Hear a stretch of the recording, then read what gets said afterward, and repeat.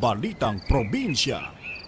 Oras sa Pilipinas, 8:45 na umaga. Dako tayo sa balita sa probinsya. Sinibak sa pwesto si Davao City Police Officer Director Police Colonel Richard Badang para bigyan daan ng investigasyon sa pagkamatay ng 7 katao sa anti-illegal drug operation nitong Marso.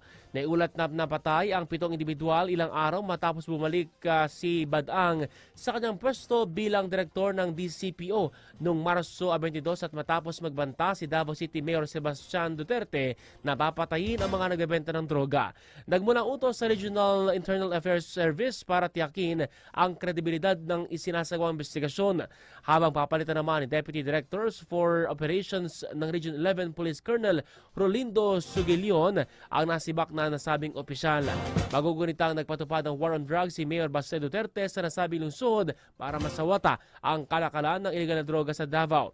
Samantala, nagain naman ng resolusyon si Davao City Congressman Paulo Pulong Duterte para imbestigahan sa Kamara de Representantes sa mga kaso ng EJK o tinatawag na extrajudicial killing at mga pang-aabuso sa karapatang pantao sa ating bansa sa nakalipas na 25 taon. Partikular na tinukoy ni Duterte ang pagtaas ng EJK at human rights violation sa Maynila, Cebu at Quezon City. Ay sa kanya, tama lang na imbestigahan ang mga insidente sa EJK sa Kongreso at hindi lamang sa Davao.